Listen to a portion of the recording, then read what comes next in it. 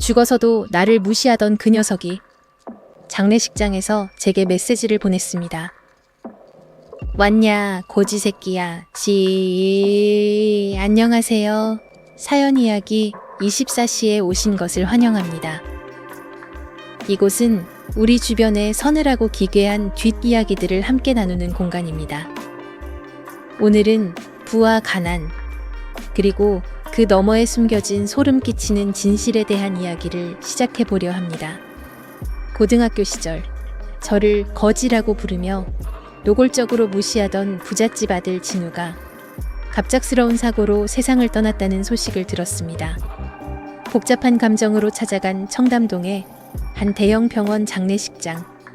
화려한 화환들이 끝도 없이 줄지어 있었지만 빈소 안의 공기는 이상하리만치 차갑고 무거웠습니다. 영정 사진 속 진우는 여전히 오만한 미소를 짓고 있었죠. 제가 국화꽃을 놓으려던 그 순간 정적을 깨고 제 주머니에서 진동이 울렸습니다.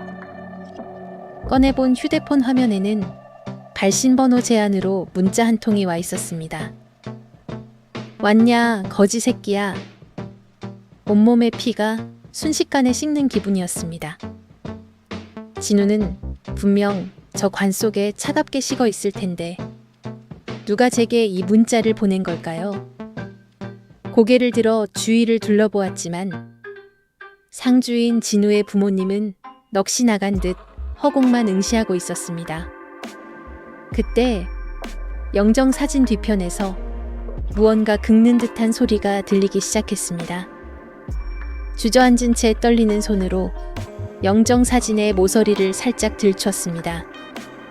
그곳엔 사람이 없었습니다. 대신 칠흑같이 어두운 벽면에 선명하게 파인 5개의 손톱 자국과 그 틈바구니에 끼어있는 피 묻은 살점 조각들이 보였습니다.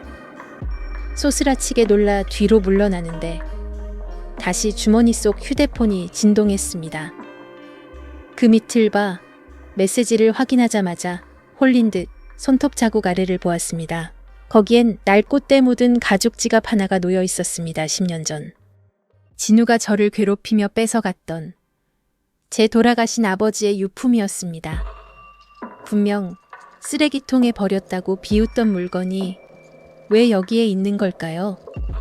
떨리는 손으로 지갑을 열자 그 안에는 기괴하게 훼손된 제 가족 사진이 들어 있었습니다. 가족들의 눈 부위만 바늘로 정교하게 난도질되어 있었죠. 공포가 극에 달해 비명을 지르려던 찰나 차가운 손 하나가 제 어깨를 꽉 움켜쥐었습니다. 돌아보니 진우의 어머니였습니다. 그녀는 초점 없는 눈으로 저를 내려다보며 기괴하게 입꼬리를 올렸습니다.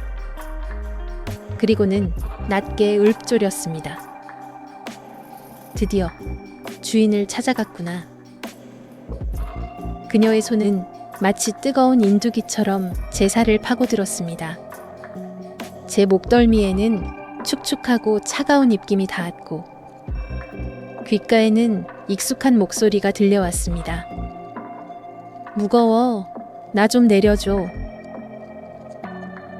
10년 전 저를 그토록 괴롭히던 진우의 목소리였습니다. 하지만 예전의 오만한 말투가 아닌 물에 젖은 듯 웅얼거리는 기괴한 소리였죠. 공포에 질려 영정 사진 앞 거울을 본 순간 저는 비명을 지를 수밖에 없었습니다. 제 어깨 위로 형체를 알아볼 수 없이 뭉개진 진우의 얼굴이 보였기 때문입니다. 하지만 그 찰나 제 손에 들린 아버지의 낡은 지갑에서 강렬한 온기가 느껴졌습니다. 가난하다며 비웃음 당하고 빼앗겼던 그 지갑이 지금은 저를 지키려는 듯 뜨겁게 진동하고 있었습니다. 저는 온 힘을 다해 진우 어머니의 손을 뿌리치고 영정 사진 뒤쪽에 가려진 공간으로 뛰쳐들어갔습니다. 그곳엔 꽃들로 가려진 밀실이 있었고 그 안에는 진우의 시신 대신 제 이름이 빼곡히 적힌 부적들과 피로 쓴 제단이 차려져 있었습니다. 이 장례식은 고인을 추모하는 자리가 아니었습니다.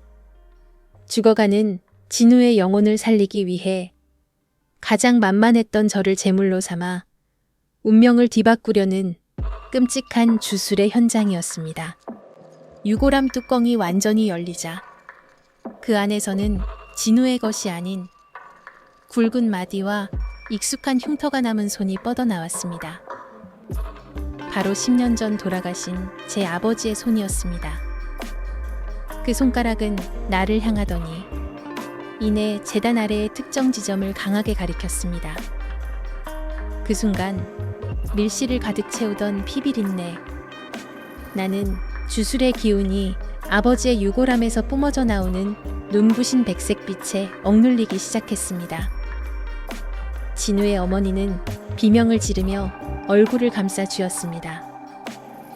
말도 안 돼. 그 거렁뱅이의 혼이 어떻게 내 아들의 의식을 방해하는 거야. 그녀의 고운 한복은 검게 타들어갔고 우아하던 얼굴은 탐욕으로 일그러진 괴물의 형상으로 변해갔습니다. 저는 아버지의 손가락이 가리킨 곳을 향해 미친 듯이 바닥재를 뜯어냈습니다. 제 손톱이 깨지고 피가 났지만 멈출 수 없었습니다. 마침내 바닥 안쪽에서 낡은 검은 상자 하나가 모습을 드러냈습니다. 그 상자를 손에 쥐는 순간 제 손목에 새겨져 있던 기괴한 부적 무늬들이 뜨겁게 달아오르며 연기처럼 사라지기 시작했습니다. 이 상자는 진운의 집안이 대대로 다른 사람의 운명을 훔쳐부를 쌓아온 저주의 근원이었습니다. 상자 안에는 바늘에 찔린 수십 개의 지핀형들이 들어있었습니다. 그중 가장 깊숙한 곳, 빛바랜 제 이름이 적힌 인형이 보였습니다. 진운의 집안은 제 아버지의 운명뿐만 아니라 제 미래까지 이곳에 가둬두고 자신들의 불을 채우고 있었던 겁니다. 제가 인형에 꽂힌 바늘을 뽑아내자 제단 위에 놓여있던 진우의 영정사진이 시커멓게 타들어가기 시작했습니다. 동시에 진우의 어머니는 마치 보이지 않는 끈에 목이 졸리는 듯 허공을 휘저으며 고통스러워했습니다. 안 돼, 내 아들, 내 아들의 명줄이. 그녀의 우아하던 목소리는 쇳소리로 변해 터져 나왔습니다. 그때 제 뒤에서 따스한 온기가 느껴졌습니다. 돌아보니 유골함에서 뻗어나온 아버지의 빛나는 손이 제 어깨를 감싸고 있었습니다. 아버지는 말씀하시는 듯 했습니다. 이제 내 것을 되찾거라. 그 순간 상자 속 인형들이 일제히 타오르며 눈을 뜰 수 없을 정도의 강렬한 빛이 실내를 휘감았습니다. 진우의 어머니는 바닥을 기며 사라져가는 빛을 잡으려 애썼지만 그럴수록 그녀의 몸은 점점 야위어가며 흉측한 노파의 모습으로 변해갔습니다. 모든 것은 제자리를 찾아가고 있었습니다. 하지만 그때 갑자기 장례식장의 모든 전등이 터져버리며 칠흑 같은 어둠이 찾아왔습니다. 어둠 속에서 들리는 드르륵 소리에 장례식장은 순식간에 공포로 얼어붙었습니다. 노파로 변해버린 진우의 어머니는 비명을 지르며 관을 향해 기어갔지만 그것은 모성애가 아닌 광기 어린 탐욕의 몸짓이었습니다. 내 아들, 내 복덩이 절대 못 보낸다. 그녀가 관을 붙잡는 순간 쾅 하는 굉음과 함께 관 뚜껑이 허공으로 날아갔습니다. 하지만 거기서 나온 것은 되살아난 진우가 아니었습니다. 진우의 차가운 시신에서 빠져나온 수천 개의 검은 실 가닥들이 마치 길을 찾듯 제 몸을 향해 쏟아져 들어오기 시작했습니다. 그것은 진운의 집안이 대대로 우리 가문에서 훔쳐갔던 복과 운명의 정수였습니다. 제 몸속으로 뜨거운 기운이 차오르며 수년간 저를 짓눌렀던 원인 모를 무력감과 가난의 무게가 씻겨나갔습니다. 반면 그 기운을 빼앗긴 진우의 시신은 순식간에 검은 재가 되어 흩날렸고, 호화롭던 장례식장의 벽지는 누렇게 변하며 마치 수십 년간 방치된 폐가처럼 낡아버렸습니다. 아버지가 말씀하셨던 내 것을 되찾으라는 진정한 의미를 깨닫는 순간, 제 눈앞에는 믿을 수 없는 광경이 펼쳐졌습니다. 차디찬 바닥을 굴러온 비취 반지를 집어드는 순간, 머릿속에서 날카로운 비명이 울려 퍼졌습니다. 이 반지는 20년 전, 제가 아주 어릴 적 어머니가 실종되던 날 끼고 계셨던 유일한 유품이었습니다. 가난한 우리 집을 비웃으며 승승장구했던 진훈의 집안. 그들의 화려한 부유함은 사실 노력의 결실이 아니라 우리 가문의 명줄과 복을 강제로 빼앗아 쌓아 올린 피해 성전이었습니다. 노파로 쪼그라든 진우의 어머니는 제가 반지를 집어들자 짐승 같은 소리를 지르며 달려들었습니다. 안 돼. 그건 그 여자의 혼을 묶어두는 봉인이야. 손대지 마. 그녀의 광기 어린 외침과 동시에 낡아버린 장례식장의 벽지가 찢겨나가며 벽면 가득 숨겨져 있던 수천 개의 부적들이 모습을 드러냈습니다. 모든 부적에는 붉은 피로 제 어머니의 이름이 정교하게 적혀 있었고, 그것들이 일제히 타오르기 시작했습니다. 제가 쥔 빛이 반지에서 서늘한 기운이 뿜어져 나오며 제 몸을 감싸 안았고, 수년간 저를 괴롭혔던 무력감은 분노와 함께 강력한 힘으로 치솟았습니다. 정당한 주인을 찾은 운명이 진우네의 추악한 업보를 심판하려는 듯 장례식장 전체가 거세게 진동하기 시작했습니다. 활활 타오르는 부적들 사이로 벽면이 종이장처럼 찢겨나갔습니다. 그 틈새로 보인 것은 화려한 장례식장의 뒷면에 숨겨진 기괴한 재단이었죠. 진우의 어머니는 바닥을 기며 제 발목을 붙잡았습니다. 안 돼. 그 반지를 빼앗기면 우리 집안은 끝이야. 그 계집의 명주를 우리가 얼마나 힘들게 뺏어왔는데.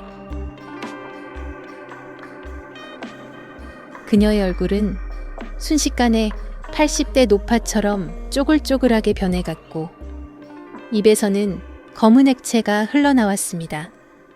제 손에 쥐어진 빛의 반지는 마치 심장처럼 고동치며 녹색 빛을 뿜어내고 있었습니다.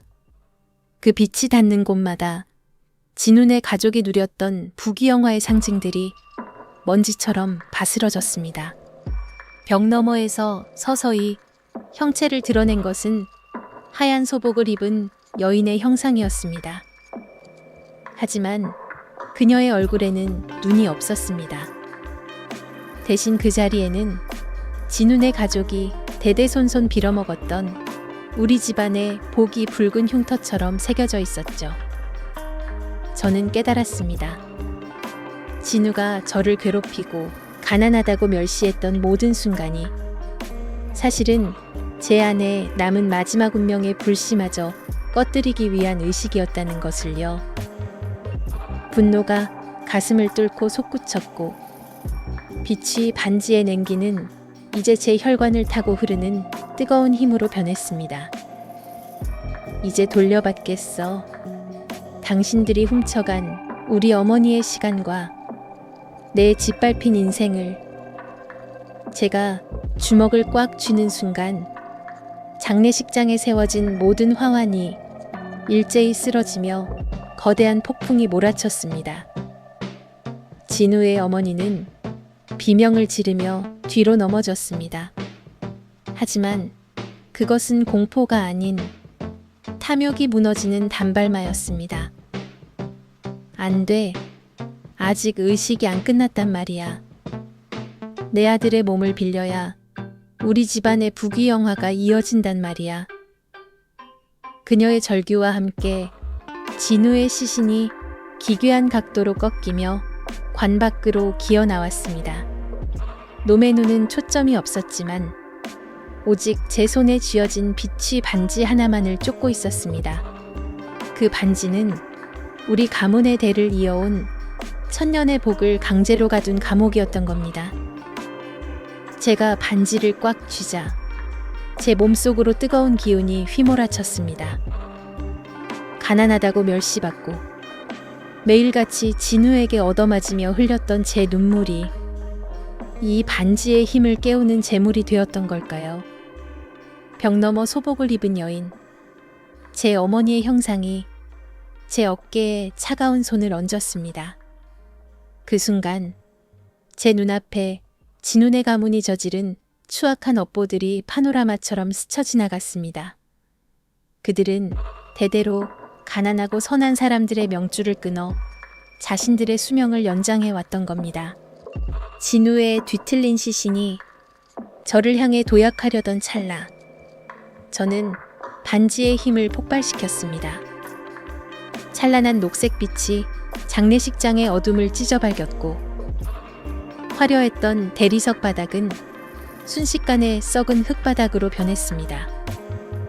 진우의 어머니는 자신의 피부가 낙엽처럼 바스러지는 것을 보며 비명을 질렀습니다. 바닥에 떨어진 인형을 줍는 순간 손끝을 타고 소름 끼치는 냉기가 척추를 때렸습니다. 진우의 어머니는 이제 인간의 형체조차 유지하지 못한 채 짐승처럼 울부짖으며 제 발목을 잡았습니다. 그 반지는 우리 거야, 내까지 천한 것들이 감히. 하지만 저는 깨달았습니다. 우리 집안이 가난했던 건 무능해서가 아니라 저들이 훔쳐간 이 반지의 기운 때문에 대대로 생기를 빨렸기 때문이라는 것을요. 반지의 비취색 빛이 제 혈관을 타고 흐르며 억눌렸던 기억들을 일깨웠습니다. 수백 년 전 우리 조상들이 이 마을의 수호자였고 저들이 배신자였다는 진실을요. 제가 반지에 힘을 주자 화려했던 장례식장의 벽지들이 종이장처럼 타버리며 썩어 문드러진 폐가의 본 모습이 드러났습니다. 가난하다고 비웃던 그들의 부귀영화는 타인의 고혈로 쌓아 올린 신기루에 불과했습니다. 저는 구걸하듯 제 바지가랑이를 붙잡는 그녀를 차갑게 내려다보며 반지의 진정한 주인이 누구인지 보여주기로 했습니다. 아버지는 숨을 쉬지 않는 듯 가슴에 미동조차 없었지만 초점 없는 그 눈은 분명 저를 향하고 있었습니다. 구걸하듯 제 바지가랑이를 붙잡고 있던 진우의 어머니는 아버지를 보자마자 비명을 지르며 구석으로 도망쳤습니다. 말도 안 돼. 분명히 그 산에 묻었는데, 제물로 바쳤는데. 그녀의 자백 같은 절규에 저는 빛이 반지를 낀 손을 꽉 쥐었습니다. 반지의 푸른 빛이 강해질수록 아버지를 올가매고 있던 검은 그림자의 사슬들이 선명하게 보이기 시작했습니다. 진운의 집안이 누려온 그 화려한 부귀영화는 제 아버지의 영혼과 우리 집안의 운명을 제물 삼아 쌓아 올린 저주받은 탑이었던 겁니다. 아버지는 갈라진 목소리로 도망쳐라. 이건 인간의 힘으로 감당할 게 아니다 라고 속삭였지만 저는 도망치지 않았습니다. 오히려 반지의 기운을 온몸으로 받아들이며 폐허가 된 장례식장 한복판에 놓인 진우의 황금빛 관을 향해 걸어갔습니다. 진정한 복수는 이제부터 시작이니까요. 그 괴기스러운 발톱이 황금관의 모서리를 으스러뜨리며 기어나오자 비명을 지르던 진우의 어머니는 넋이 나간 듯 중얼거렸습니다. 계약이 틀어졌어. 재물이 부족했던 거야. 그 순간 관 안에서 들려온 건 소름 끼치는 웃음소리였습니다. 진우의 목소리였지만 수천 마리의 벌레가 기어가는 듯한 기괴한 변성이 섞여 있었죠. 저는 떨리는 손으로 빛이 반지를 꽉 쥐었습니다. 반지의 푸른 빛이 제 팔을 타고 올라와 심장을 차갑게 식혔고 공포는 서서히 기묘한 용기로 바뀌었습니다.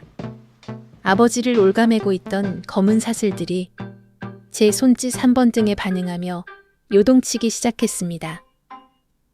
너희가 우리 가족의 운명을 훔쳐 세운 이 가짜 왕국, 이제 내가 무너뜨려주지.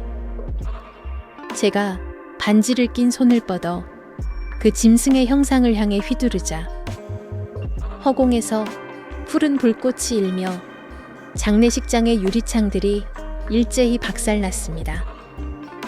그 파편들 사이로 진우였던 그것이 완전히 모습을 드러냈습니다. 진우의 껍데기를 쓴 그것은 기괴하게 목을 꺾으며 웃었습니다. 내 엄마는 아직도 그 어두운 제단 아래서 울고 있어. 네 아버지가 판 그 영혼의 계약서 덕분이지. 그 순간 깨달았습니다. 우리 집의 지독한 가난도, 아버지의 몰락도, 어머니의 갑작스러운 죽음조차 우연이 아니었습니다. 저 가증스러운 부잣집이 누려온 모든 부와 명예는 우리 가족의 운명을 통째로 훔쳐 쌓아 올린 가짜 왕국이었던 겁니다. 저는 빛이 반지를 낀 손을 치켜들었습니다.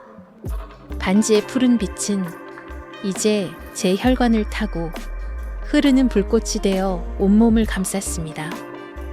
더러운 입으로 내 어머니를 부르지 마. 내 놈들이 훔친 우리 가족의 삶, 오늘 전부 되찾아가겠다. 제가 허공을 가르자 푸른 불꽃이 거대한 칼날이 되어 덮쳐오는 검은 그림자들을 베어 넘겼습니다. 화려했던 금색관이 산산조각 나고 장례식장의 고급 대리석 바닥이 요동치기 시작했습니다. 겁에 질려 뒷걸음질 치던 진우의 부모는 자신들이 키운 괴물 앞에 무릎을 꿇었습니다. 부서진 대리석 파편 사이로 굴러온 은빛 인장 반지는 기이할 정도로 뜨거웠습니다. 제가 그것을 집어드는 순간 머릿속에 찢어질 듯한 비명이 울려 퍼졌습니다. 진우의 껍데기를 쓴 괴물의 육신이 검은 영이로 화해 사라지며 아버지가 남긴 마지막 기억이 파노라마처럼 스쳐 지나갔습니다. 아버지는 도망친 게 아니었습니다. 저 가증스러운 부잣집 가문이 우리 가문의 대운을 뺏기 위해 아버지를 산 채로 제단 아래 묻었던 겁니다. 제가 가난의 밑바닥을 전전할 때 저들은 아버지의 피로 쌓은 부 위에서 호의호식하며 저를 비웃었습니다. 분노가 빛이 반지와 인장 반지를 하나로 공명하게 만들었습니다. 두 반지가 맞닿자 푸른 불꽃은 황금빛 서기로 변하며 제 팔을 타고 올라와 가슴에 거대한 문양을 새겼습니다. 겁에 질린 진우의 부모는 짐승처럼 울부짖으며 저택 밑으로 도망치기 시작했습니다. 그들이 숨겨온 가장 깊고 어두운 비밀, 우리 가문의 모든 것을 집어삼킨 그 근원이 있는 곳으로 말입니다. 갈라진 땅 밑에서 드러난 지하실은 서늘한 냉기와 함께 말로 형언할 수 없는 압도적인 위압감을 뿜어냈습니다.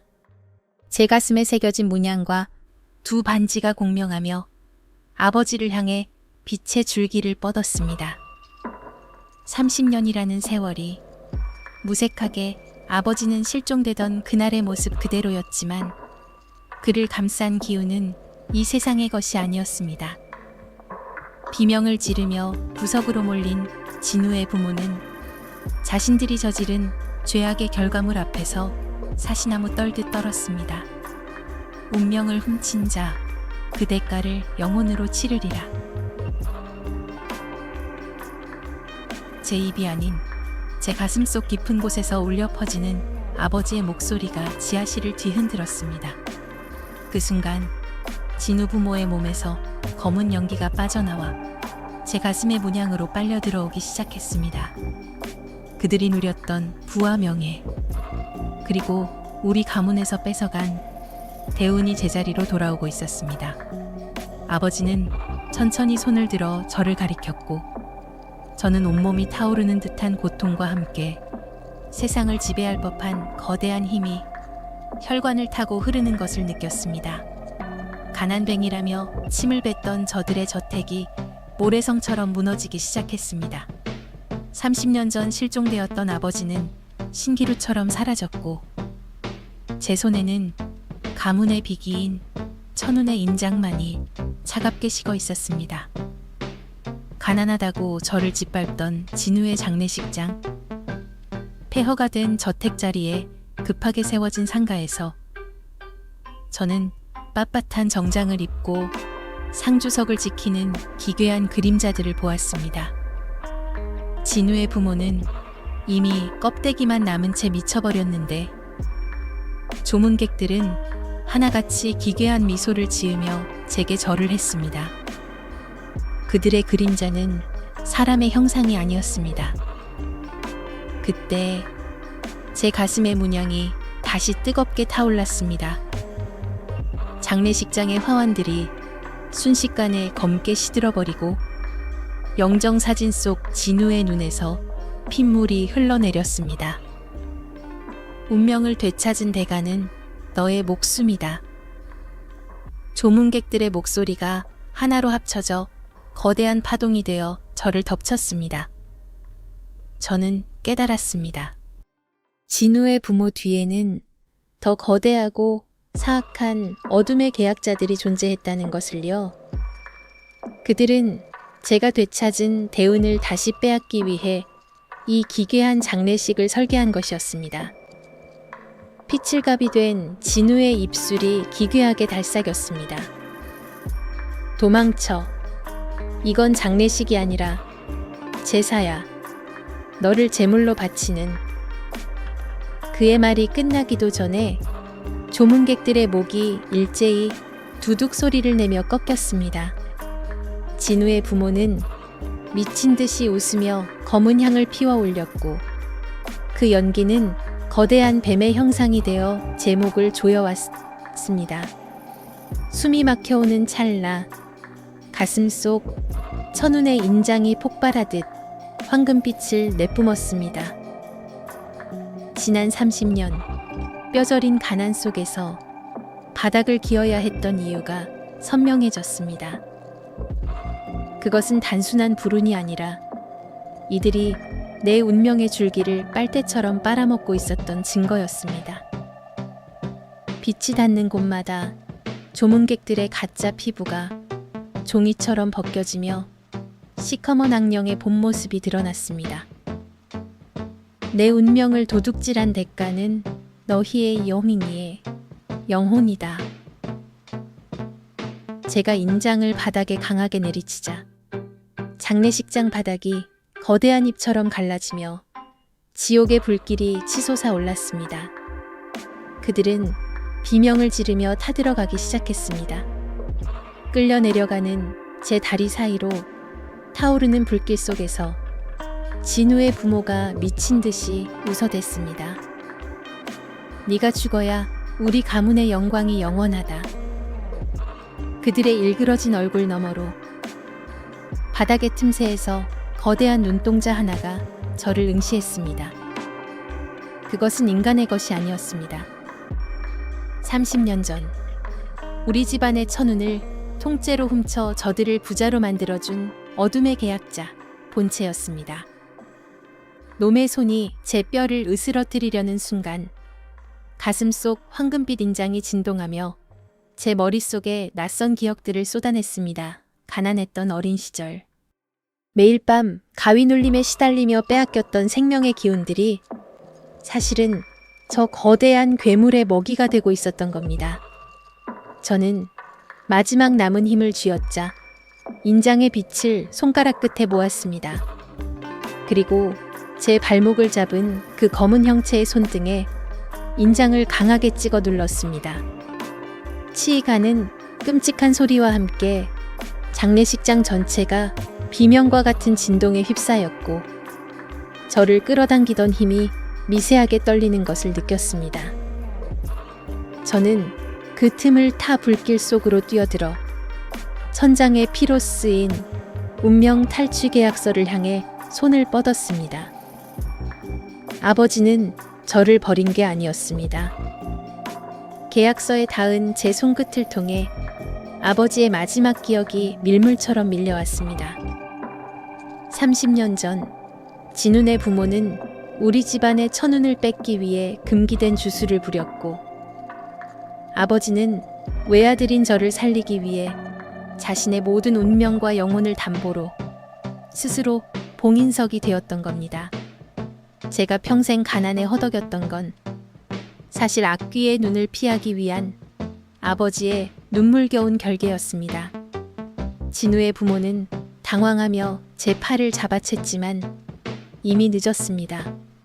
제 가슴 속 황금빛 인장이 아버지의 이름과 공명하며 거대한 빛의 파동을 일으켰습니다. 장례식장을 가득 채웠던 검은 그림자들이 비명을 지르며 흩어졌고, 저를 짓누르던 가난의 굴레가 산산조각 나는 소리가 들렸습니다.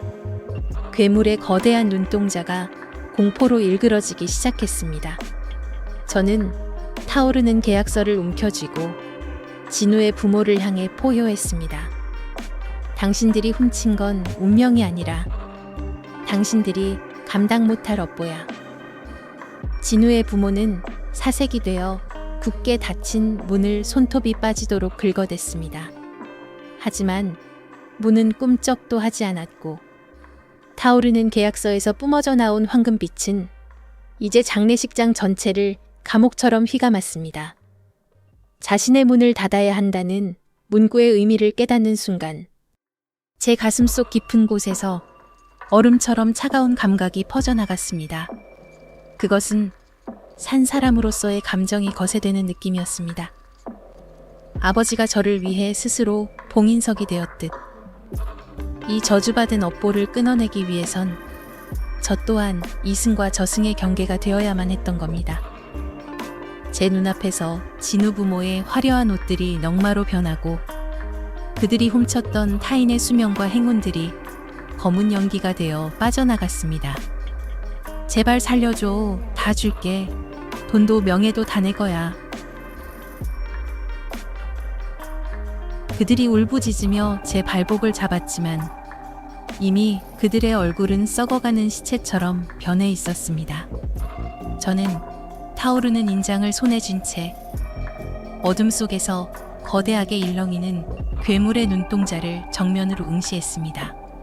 아버지의 온기가 제 등 뒤를 감싸 안는 것이 느껴졌습니다. 이제 끝낼게요, 아버지. 제가 주문을 외우자 장례식장의 천장이 무너지듯 거대한 진동이 일어났고, 모든 빛이 제 몸으로 빨려 들어가기 시작했습니다.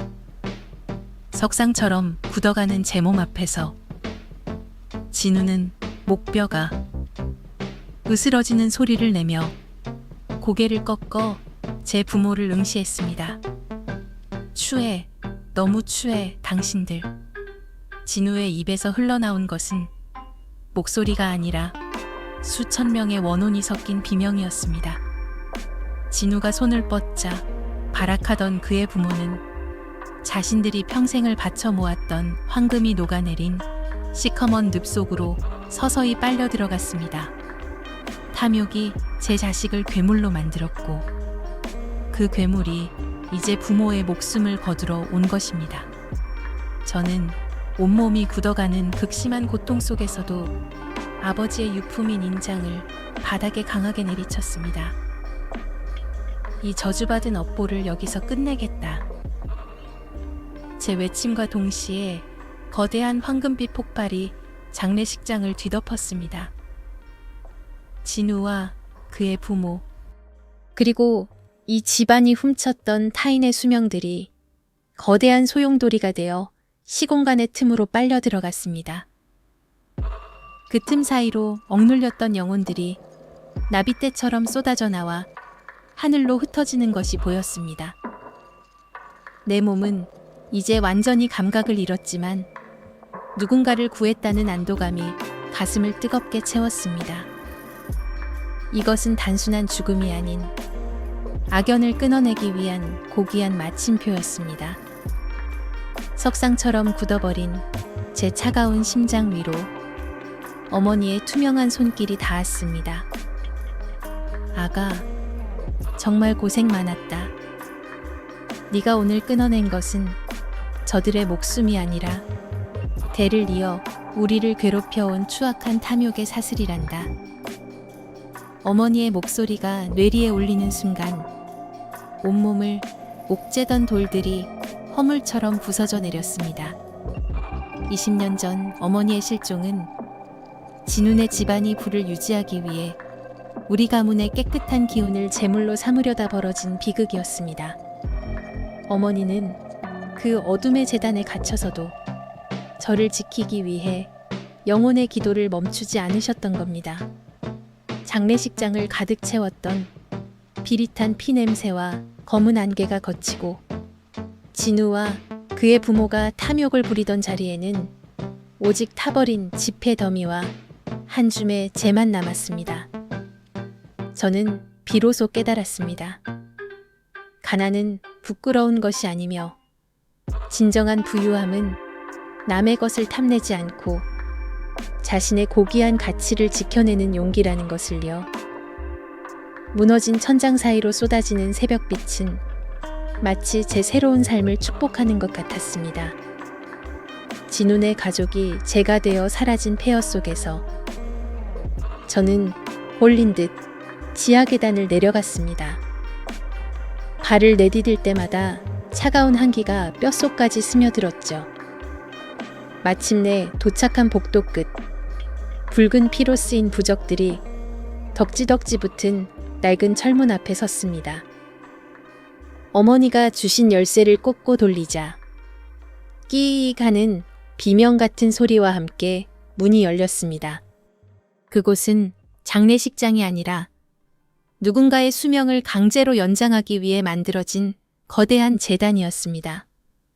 방 한가운데 죽은 줄로만 알았던 진우의 증조 할아버지가 바짝 마른 미라 같은 모습으로 거친 숨을 내뱉으며 앉아 있었습니다. 그는 진우와 그의 부모를 장기말로 써서 우리 가문의 기운을 빨아먹어 온 진짜 포식자였습니다. 탐욕으로 뒤틀린 그의 눈이 저를 향해 번뜩였고 주변의 공기가 순식간에 얼어붙었습니다. 하지만 제 안에는 어머니의 따뜻한 빛이 살아있었습니다. 저는 떨리는 손을 다잡으며 그를 향해 외쳤습니다. 당신의 추악한 영생은 여기서 끝이다. 그 순간 벽에 걸린 수많은 희생자의 초상화에서 눈물이 흐르기 시작했습니다. 검은 연기 속에서 서서히 형체를 드러낸 것은 생기를 잃고 일그러진 진우의 영혼이었습니다. 도와줘.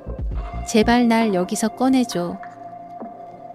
그가 피눈물을 흘리며 울부짖자 제단 위에 앉은 노인의 기괴한 웃음소리가 지하실 전체를 뒤흔들었습니다. 그제야 깨달았습니다. 진우는 저를 괴롭히던 오만한 부잣집 도련님이 아니라 대를 이어 내려온 이 끔찍한 영생의식의 소모품이자 재물에 불과했다는 것을요. 노인의 끝없는 탐욕은 자신의 혈육인 진우의 영혼마저 갉아먹고 있었습니다. 압도적인 공포가 저를 짓눌렀지만 품 안에서 어머니의 유품인 염주가 뜨겁게 타오르며 힘을 주었습니다. 당신의 추악한 욕망을 위해 아이들을 희생시키다니 절대로 용서할 수 없어. 저는 염주를 움켜쥐고 노인을 향해 달려들었습니다. 노인의 입에서 뿜어져 나온 검은 연기가 제 몸을 옥죄려 했지만 그 순간 진우의 영혼이 제 앞을 막아서며 노인의 목을 부여잡았습니다. 평생 나를 무시하던 그가 마지막 남은 인간의 의지로 저에게 길을 열어준 것입니다. 강렬한 빛이 잦아들자 노인의 뒤틀린 웃음소리가 지하실의 서늘한 공기를 갈랐습니다. 진우의 영혼은 한 줌의 재가 되어 사라졌고 노인은 입가에 검은 피를 흘리면서도 광기에 찬 눈으로 저를 향해 기어왔습니다. 드디어 그릇이 완성되었구나. 저는 온몸에 소름이 돋아 움직일 수 없었습니다. 진우의 마지막 속삭임은 충격적이었습니다. 저는 단순한 가난한 친구가 아니었습니다. 이 가문은 대대로 강력한 신기를 가진 아이를 찾아내 평생을 극한의 가난과 고통 속에 방치하며 그 영혼을 정화시킨 뒤 가주의 영혼을 옮겨 담을 육체의 성역으로 키워온 것이었습니다. 진우가 저를 그토록 모질게 괴롭히고 밀어냈던 건 저를 미워해서가 아니라 어떻게든 저를 이 저주받은 집안에서 멀어지게 하려던 유일한 구조 신호였습니다. 진우야, 그것도 모르고 나는 너를. 사죄할 새도 없이 제 팔 위로 검은 문양들이 뱀처럼 꿈틀대며 돋아나기 시작했습니다. 노인의 시커먼 그림자가 제 그림자를 집어삼키며 다리를 타고 올라오고 있었습니다. 그때 무너진 재단 틈새에서 진우가 생전에 숨겨두었던 낡고 해진 일기장 하나가 제 발치로 떨어졌습니다. 사진 속 저는 낡은 누더기가 아닌 기이한 광채를 뿜는 영매의 의복을 입고 있었습니다. 가난은 운명이 아니라 이 노인이 제 실력을 억누르기 위해 설계한 정교한 감옥이었습니다. 일기장 다음 장에는 제 부모님이 이 가문의 가주에게 살해당하는 의식 장면이 그려져 있었습니다. 노인은 경악하며 기어왔지만 제 팔 위의 검은 문양들이 푸른 싱이로 변하며 폭발하자 비명을 지르며 뒤로 낮아빠졌습니다. 이럴 리가 없다. 천한 그릇 따위가 어떻게 주인인 나를 거역해. 노인의 외침에도 아랑곳하지 않고 제 몸속에서 잠자던 고대의 힘이 깨어났습니다. 진우의 영혼이 허공에서 나타나 노인의 그림자를 단칼에 베어냈고 저는 비로소 깨달았습니다. 진우는 괴롭힘을 당하면서도 제 신기가 들키지 않게 악역을 자처하며 저를 지켜왔던 것입니다. 지하실 벽면의 부적들이 불타오르고 억울하게 희생된 영혼들이 해방되어 노인을 향해 달려들기 시작했습니다. 가문의 영광이라는 이름 아래 자행된 모든 악행이 오늘 이곳에서 끝을 맺으려 하고 있었습니다. 제가 되어 사라지는 노인의 비웃음 소리가 지하실 벽면을 타고 기괴하게 울려 퍼졌습니다. 해방된 원혼들이 노인의 남은 전기까지 뜯어먹는 아비규환 속에서 저는 허공에 멈춰선 진우의 영혼을 바라보았습니다.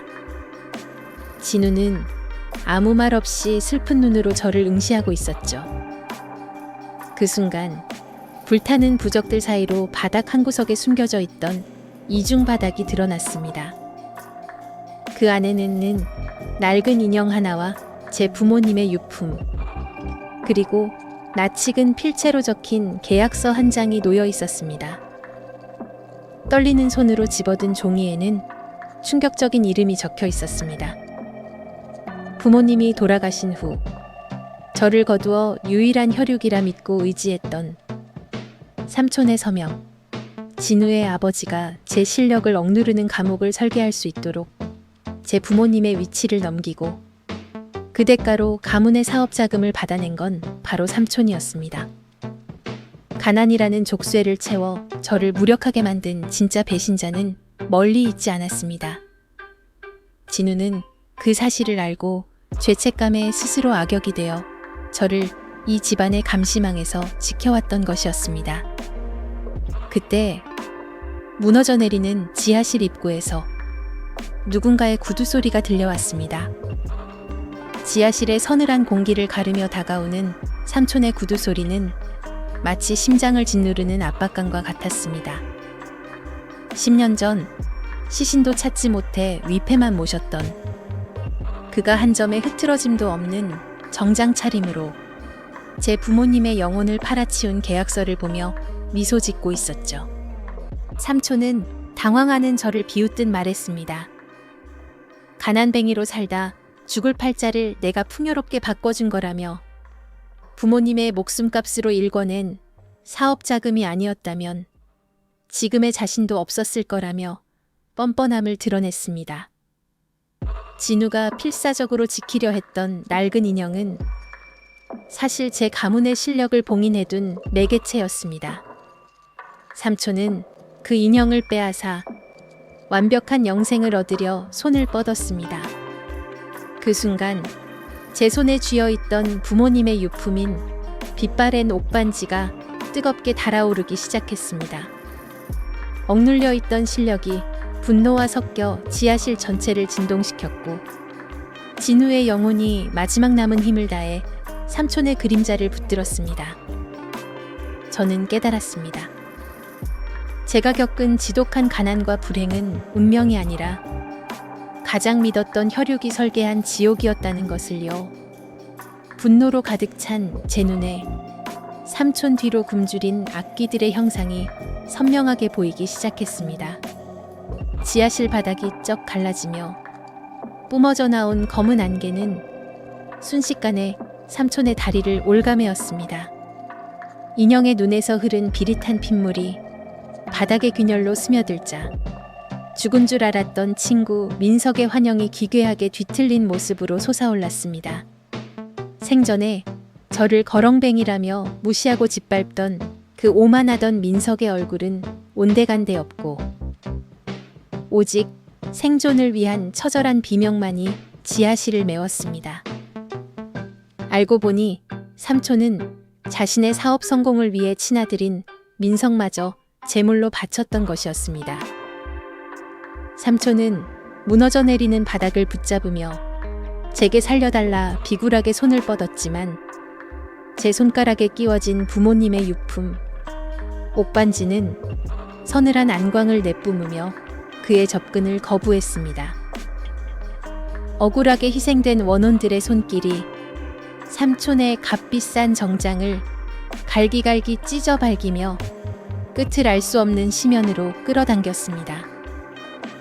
저는 떨리는 손으로 부모님의 실력이 봉인된 인형을 가슴에 품었습니다. 지하실을 가득 채웠던 악귀들의 통곡 소리는 어느덧 탐욕에 찌든 괴물을 심판하는 환희의 송가로 변해 있었습니다. 삼촌이 완전히 자취를 감추자 제 손가락에 끼워진 옥반지가 타오를 듯 뜨거워졌습니다. 그 눈부신 빛 속에서 어머니의 온화한 환영이 나타났습니다. 사실 어머니는 가난 때문에 돌아가신 게 아니었습니다. 이 부잣집 가문은 대대로 자식의 명주를 팔아 부를 쌓는 악기를 섬겨왔고 삼촌은 자신의 아들 민석에 이어 다음 제물로 저를 선택했던 것이었습니다. 어머니는 저를 지키기 위해 자신의 영혼을 봉인해 가문의 저주와 맞서 싸우고 계셨던 겁니다.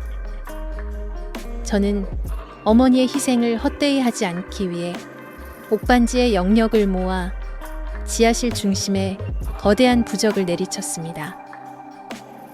쾅 하는 굉음과 함께 저택을 휘감고 있던 검은 기운이 산산조각 났습니다. 억울하게 갇혀있던 어린 원혼들이 나비가 되어 하늘로 흩어졌고 화려하기만 했던 저택은 순식간에 낡고 퇴락한 폐허로 변했습니다. 저는 이제 더 이상 가난에 주눅든 소년이 아닙니다. 어머니가 지켜주신 이 고귀한 생명을 안고 저는 당당히 폐허를 걸어 나왔습니다. 진정한 부유함은 탐욕이 아닌 사랑에서 온다는 것을 깨달으며 긴 복수의 밤을 끝냈습니다. 사연 이야기 24시를 끝까지 시청해주시고 사랑해주셔서 진심으로 감사합니다. 여러분의 따뜻한 응원 덕분에 이 긴 여정을 마칠 수 있었습니다. 이 이야기가 여러분께 작은 울림과 전율을 드렸다면 좋아요와 구독을 눌러 저희의 다음 행보를 함께 해주세요. 더 깊고 진한 사연으로 다시 돌아오겠습니다. 시청해주셔서 감사합니다. 안녕히 계세요.